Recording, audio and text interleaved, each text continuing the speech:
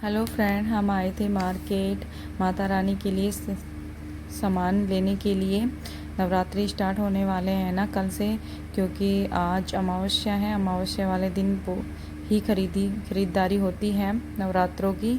तो बस आज के दिन भीड़ भी बहुत ज़्यादा थी। वो सामान हमने जो लेना था हमने लिया और हम फिर अपने घर को निकल लिए। रास्ते में हमें माता रानी की बड़ी सी मूर्ति विराजमान दिखी। देखो, हमें आज जाते वक्त माता रानी के दर्शन भी हो गए। ये तो बहुत अच्छा हुआ हमारे लिए। मैं आपको दिखाती हूँ मैं क्या क्या लेके आई। माता रानी के लिए मैं एक छोटी सी चौकी लेके आई थी, और ये जो कपड़ा बिछा रखा है ना रेड कलर का, ये भी लेके आई थी।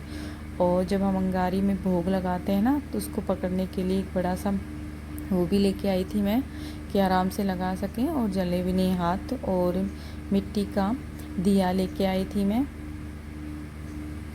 और कलश लेके आई थी इसमें, क्योंकि देखो पूजा में कलश की ज़रूरत होती है। जो जो होता है मैं वो सब लेके आई थी।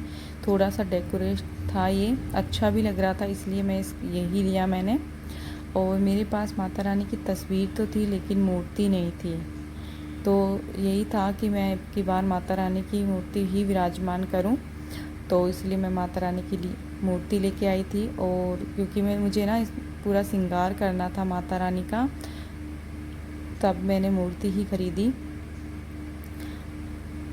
माता रानी का दुपट्टा येलो कलर में लेके आई थी, और उनकी पायल,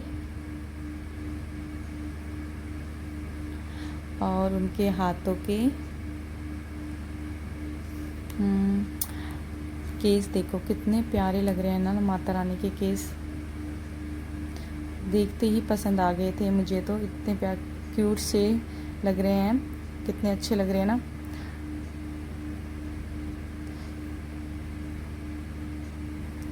और मैं गले का लेके आई थी माता रानी के लिए। जब हम सब इतना अपने जब पहनते हैं, अपना श्रृंगार करते हैं, माता रानी का क्यों नहीं करें।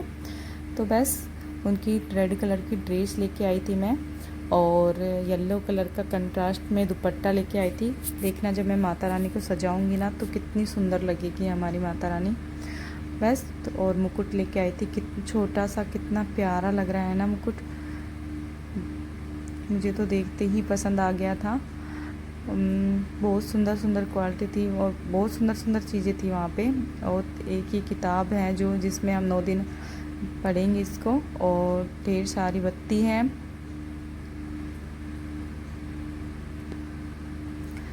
और धूप लेके आई थी, शहद। और जो थोड़ा ध्यान से लेना, क्योंकि कई दुकान पे ऐसा था कि घुन लग रहे थे अंदर से, तो ऐसे झक्के से झक्के हो रहे थे, तो वो जमते नहीं है। मेवे भी लेके आई थी मैं, जो जो चाहिए था शायद सारा ही कवर कर लिया मैंने। लौंग, इलायची, देखो लौंग तो जब आप रोज़ भोग लगाओगे तो लौंग तो जलेगी। सुपारी, देखो अगर आप 9 दिन व्रत रखते हो तो 9 सुपारी तो आपको ही रखनी पड़ेगी। और कपूर,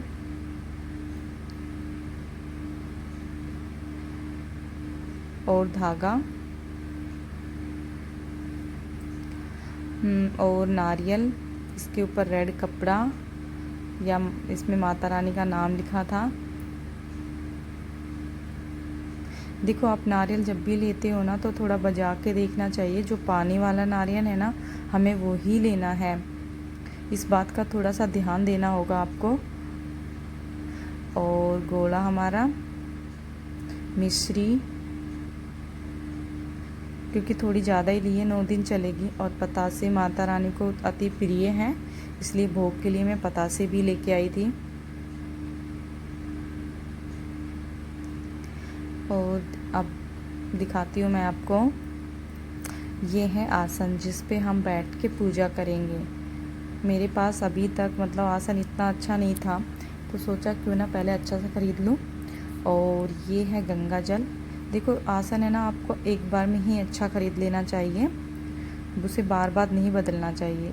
ये है जनेवा, जो हम माता रानी, देखो कहीं जो भी पूजा करते हैं तो गणेश जी को विराजमान तो पहले करते हैं। आपके पास गणेश जी की मूर्ति नहीं हो तो आप मिट्टी का गणेश जी बनाकर भी विराजमान कर सकते हो। और फूल लेके आई थी, क्योंकि सुबह जल्दी ही पूजा करनी है, तब तक फूल वाले भैया आएंगे या नहीं। मैं तो शाम को ही ख़रीद लिए थे, जिससे उसको आराम से मैंने फ्रिज में डाल दिया था। और ये है माता रानी का श्रृंगार का सामान, चूड़ियाँ हैं, सिंदूर है, नाखून पालिश से लिपस्टिक है, काजल है, इत्र भी लेके आई थी, वो शायद मिस हो गया, कौन सी पॉलीथीन में रह गया पता नहीं। और बिंदी है इसमें, जो जो मुझे सही लगा मतलब मैं सब लेके आई थी। मेहंदी भी है, जितना मतलब ज़रूरी है सामान मैं उतना सारा लेके आई थी माता रानी के लिए। देखो आप, ये जो काम है मैंने सारे रात को ही कर लिए थे कि सुबह थोड़ी हफ्तर नहीं मचे, सुबह आराम से पूजा कर सकें, जो कि विचार। और ये देखो ये उपला है जो गाय के गोबर का, जो हमने ऑनलाइन ही मंगाया है। देखो भोग तो देखो माता रानी का अंगारी पे ही लगता है, आप चाहे कपूर का लगाओ चाहे कैसे, लेकिन भोग तो अंगारी पे ही होता है।